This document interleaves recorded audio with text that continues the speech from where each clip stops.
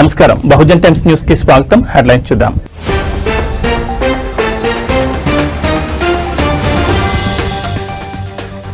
చలాన్ల విషయంలో కఠినంగా మారనున్న రూల్స్, నిర్లక్ష్యం చేస్తే లైసెన్స్ రద్దు.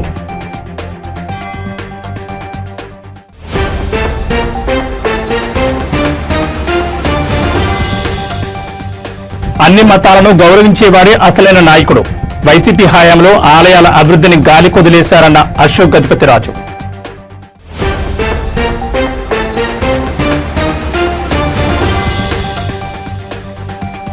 తోపుదుర్తికి పరిటాల సునీత స్ట్రాంగ్ వార్నింగ్. సునీతపై మాజీ ఎమ్మెల్యే తోపుదుర్తి సంచలన ఆరోపణలు.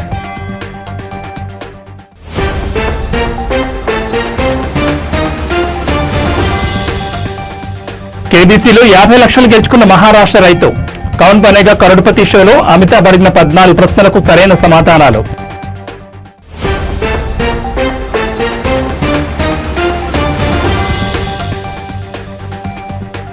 డార్జిలింగ్ లో కొండపోత, కొండచర్యలు విరుగుపడి 6 మృతి.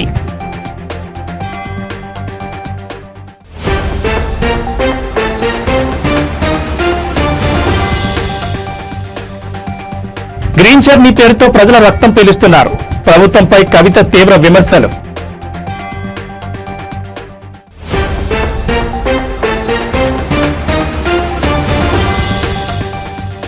నా కూతురు రష్యాలో ఎవరో లెజెండరీ నటి ఆత్మ ప్రవేశించిందేమో. రవీనా టండన్ తన కూతురుపై ప్రశంసలు.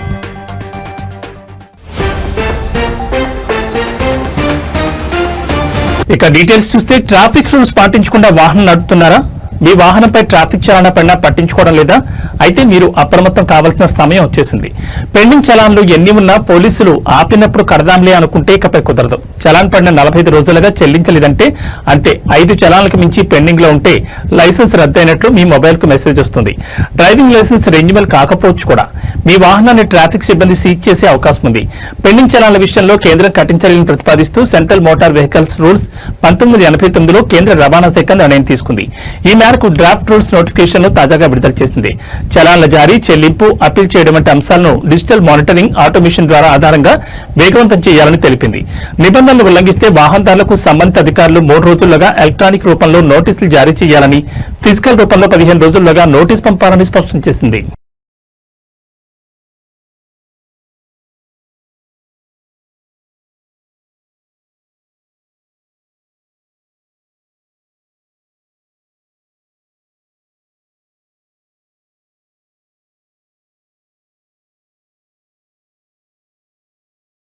గత వైసీపీ పాలనలో దేవాదాయ శాఖ అధికారులు కేవలం మంత్రుల బూట్లు నాకుతూ కాలం గడిపారని గోవా గవర్నర్ పైడితల్లి అమ్మవారి ఆలయ అనువంశిక ధర్మకర్త అశోక్ గజపతిరాజు సంచలన ఆరోపణ చేశారు.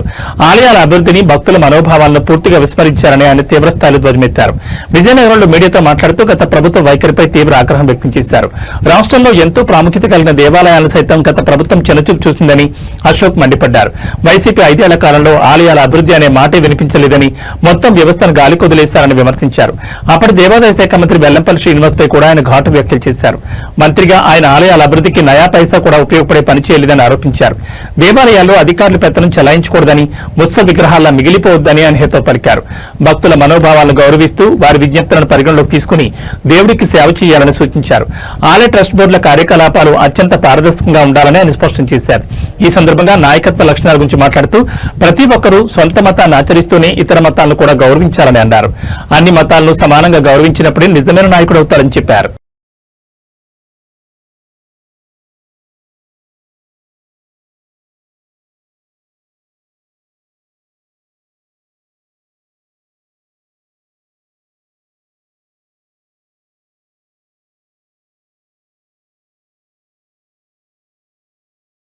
అనంతపురం జిల్లా రాప్తా నియోజకవర్గంలో రాజకీయాలు ఒక్కసారిగా వేడెక్కాయి. వైసీపీ మాజీ ఎమ్మెల్యే తోపుదుర్తి ప్రకాష్ రెడ్డి చేసిన ఆరోపణలపై టీడీపీ ఎమ్మెల్యే పరిటాల సునీత తీవ్రస్థాయిలో విరుచుకుపడ్డారు. తనపై మరోసారి అసత్య ప్రచారాలు చేస్తే చెప్పు తెగుతున్నట్టు ఘాటుగా హెచ్చరించారు. ₹1 తీసుకున్నట్లు నిరూపిస్తే దేనికైనా సిద్దమని సవాల్ విసిరారు.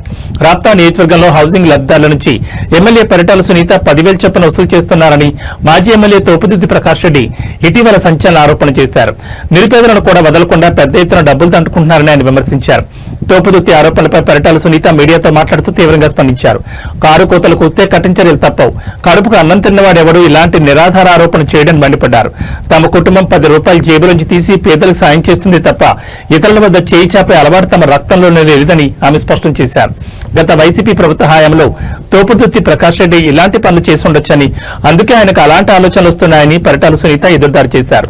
ఈ ఆరోపణలు ప్రత్యారోపణలతో రాప్తా నియోజకవర్గంలో రాజకీయ వాతావరణం మరింత వేడెక్కింది.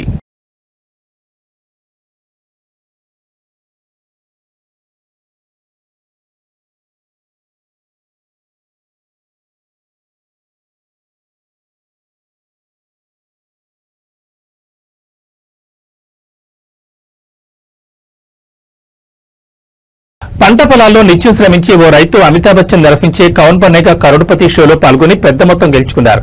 వరదలు చీడపీడలతో పంట నష్టపోయిన రైతును అదృష్టం కేబీసీ రూపంలో వరించింది. షోలో అమితాబ్ అడిగిన 14 ప్రశ్నలకు సరైన జవాబులు చెప్పి 50 లక్షలు గెలుచుకున్నారు. ₹1 ప్రశ్న విషయంలో జవాబు తెలియక రిస్క్ వద్దనుకుని పోటీ నుంచి తప్పుకున్నారు. మహారాష్ట్రకు చెందిన కైలాష్ కుంటేవార్ తన కేబీసీ అనుభవం గురించి మీడియాతో మాట్లాడుతూ చిన్నప్పటి నుంచి తాను చదువుల్లో ముందుండేవాడినని చెప్పారు. కేబీసీ షో వినోదం కోసమేనని భావించేవాడినని, 2018లో ఈ షోలో డబ్బు గెలుచుకున్న వ్యక్తితో మాట్లాడాక సీరియస్ గా దీనిపై దృష్టి సారించారని చెప్పారు. అప్పటి నుంచి కేబీసీ కోసం ప్రత్యేకంగా సిద్ధమైనట్లు వెల్లడించారు. రోజంతా పొలంలో కష్టపడ్డా ఇంటికొచ్చాక కనీసం 1 గంట పాటు కేబీసీ కోసం ప్రిపేర్ అయినట్లు కైలాష్ తెలిపారు. షోలో అమితాబ్ అడిగిన ప్రశ్నలకు వరుసగా సరైన జవాబులు చెప్తూ 50 లక్షలు గెలుచుకున్నారని, ₹1 ప్రశ్న విషయంలో కొంత సందిగ్ధం నెలకొందని చెప్పారు. దీంతో రిస్క్ తీసుకోలేక అప్పటి వరకు గెలుచుకున్న 50 లక్షలతో పోటీ నుంచి తప్పుకున్నట్లు కైలాష్ వివరించారు. తాను గెలుచుకున్న సొమ్మును ఖర్చు చేసే విషయంలో పిల్లల చదువులకే ప్రథమ ప్రాధాన్యమిస్తానని కైలాష్ తెలిపారు.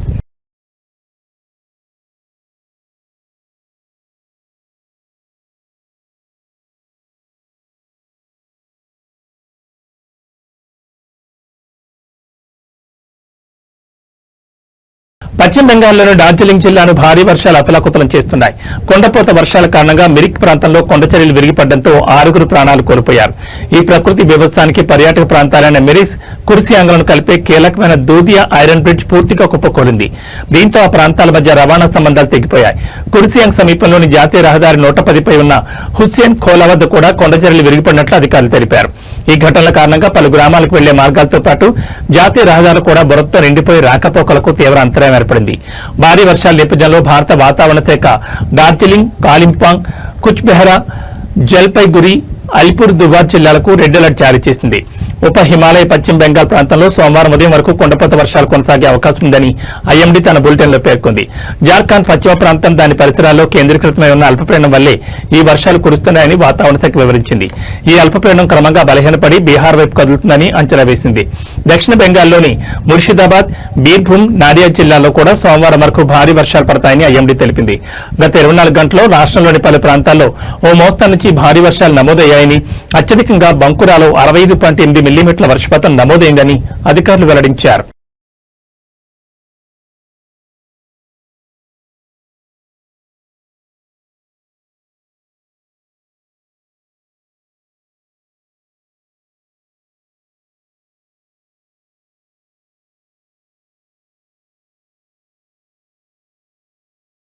తెలంగాణలో కాంగ్రెస్ ప్రభుత్వం ఆర్టీసీ బస్ ఛార్జీలను పెంచడంపై తెలంగాణ జాగృతి అధ్యక్షురాలు ఎమ్మెల్సీ కవిత తీవ్రస్థాయిలో ధ్వజమెత్తారు.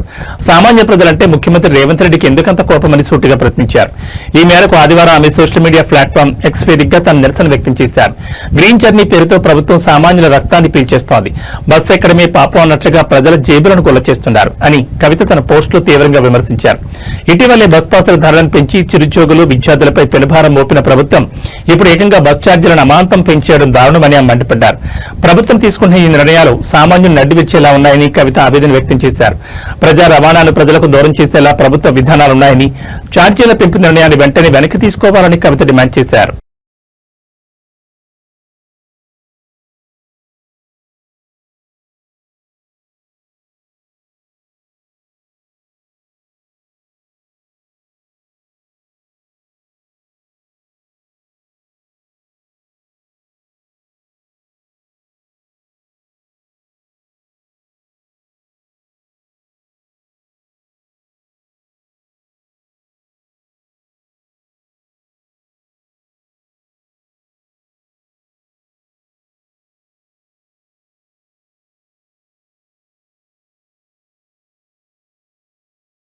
తన కుమార్తె రషా తడానీలో ఏదో ఒక లెజెండరీ నటి ఆత్మ ప్రవేశించి ఉంటుందేమో అనిపిస్తోందని బాలీవుడ్ సీనియర్ నటి రవీనా టండన్ ఆసక్తికర వ్యాఖ్యలు చేశారు.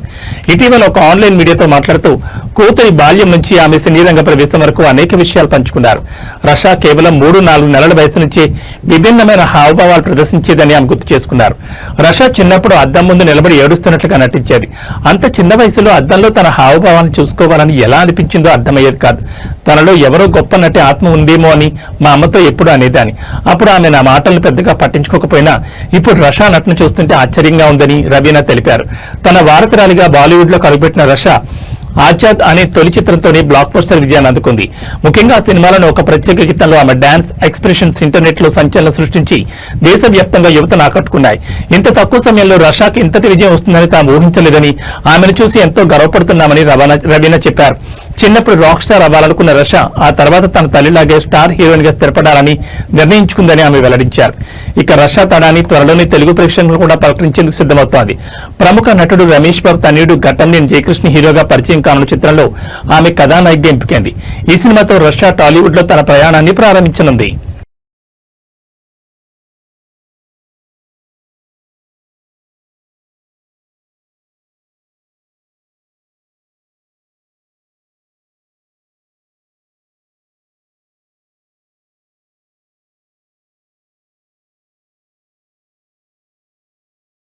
సభ్య సమాజం తలదించుకునే ఘటన తిరుపతి జిల్లాలో వెలుగు చూస్తుంది. కన్న కూతురి కాపురంలోనే చిచ్చిపెట్టిన ఓ తల్లి ఏకంగా ఆమె భర్తని పెళ్లి చేసుకునేందుకు సిద్దపడింది.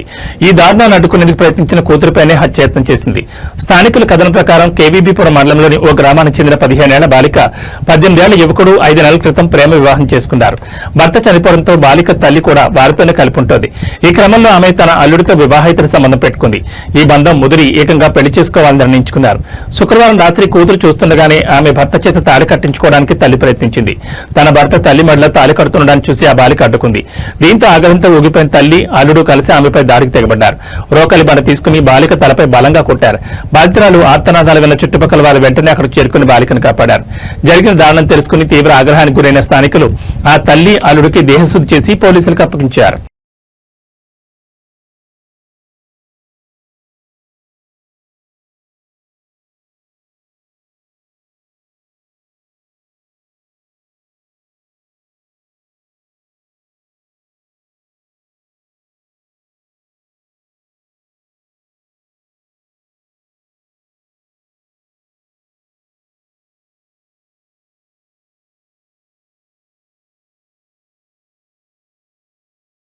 ప్రముఖ హిందీ సినీ నటి దిగ్గజ దర్శకుడు వి శాంతారాం సతీమణి సంధ్యా శాంతారాం కన్నుమూశారు.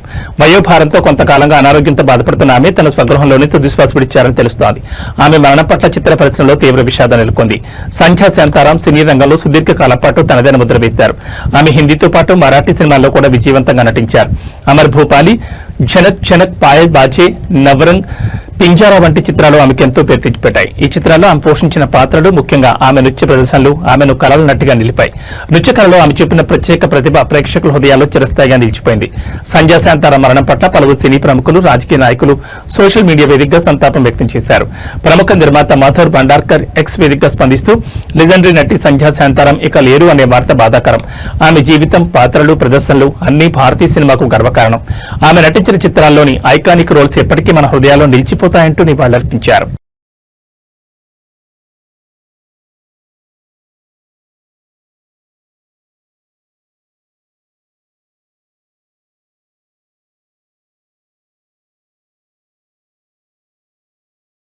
భారత సంతతికి చెందిన ఆస్ట్రేలియా యువ క్రికెటర్ హర్జాత్ సింగ్ చరిత్ర సృష్టించాడు. పరిమిత ఓవర్ల క్రికెట్ లో ఎవరూ ఊహించని రీతిలో ట్రిపుల్ సెంచరీ బాది ప్రపంచం దృష్టిని ఆకర్షించాడు.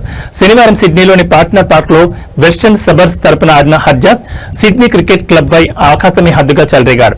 కేవలం 141 బంతుల్లోనే 35 భారీ సిక్సర్ల సాయంతో 314 పరుగుల విధ్వంసకర ఇన్నింగ్స్ ఆడాడు. ఆస్ట్రేలియా గ్రేట్ క్రికెట్ చరిత్రలో పరిమిత ఓవర్ల ఫార్మాట్ లో ట్రిపుల్ సెంచరీ సాధించిన మొట్టమొదటి ఆటగాడిగా హర్జాత్ నిలిచాడు. ఈ అద్భుత ప్రదర్శనతో New South Wales premier first grade cricket లో ట్రిపుల్ సెంచరీలు చేసిన ఫిల్ జాక్విస్, విక్టర్ ట్రంపర్ వంటి దిగ్గజాల సరసన చోటు సంపాదించారు. హర్జాస్ సిడ్నీలో జన్మించినప్పటికీ అతని మూలాలు భారత్లోనే ఉన్నాయి. అతని తల్లిదండ్రులు 2000 సంవత్సరంలో చండీగఢ్ నుంచి సిడ్నీకి వలస వెళ్లారు. 2024 అండర్-19 ప్రపంచ కప్ ఫైనల్లో భారత్పై 55 పరుగులు చేసి ఆస్ట్రేలియా విజయంలో కీలక పాత్ర పోషించడం ద్వారా హర్జాస్ అప్పట్లోనే వార్తల్లో నిలిచారు. ఆ మ్యాచ్లో ఆస్ట్రేలియా తరపున అదే అత్యధిక స్కోర్ కావడం విశేషం. ఈ రికార్డు ఇన్నింగ్స్ పై ఫాక్స్ క్రికెట్ తో హర్జాస్ మాట్లాడుతూ, నా కెరీర్ లోనే ఇంత క్లీన్ గా బంతిని బాదడం ఇదే మొదటిసారి. ఆఫ్ సీజన్ లో నా పవర్ హిట్టింగ్ పై చాలా కష్టపడ్డాను. ఆ కష్టం ఈ రోజు ఫలించినందుకు గర్వంగా ఉందని చెప్పారు. గతంలో బయట విషయాల గురించి ఎక్కువగా ఆలోచించేవాడినని, కానీ ఇప్పుడు కేవలం తన ఆటపైన దృష్టి సారించానని పేర్కొన్నారు. ఈ అసాధారణ ప్రదర్శన హర్జాస్ కెరీర్ కు గొప్ప మలుపుగా మారే అవకాశం ఉంది. అతని సహచరులైన శామ్ కాన్స్టాస్, హ్యూ వీబ్చెన్ వంటి వారు ఇప్పటికే రాష్ట్ర స్థాయి జట్లకు ఆడుతుండగా, కాన్స్టాస్ టెస్టుల్లో కూడా అరంగేట్రం చేశాడు. ఈ ట్రిపుల్ సెంచరీతో హర్జాస్ కూడా ఆస్ట్రేలియా జాతీయ సెలెక్టర్ల దృష్టిలో పడ్డాడు.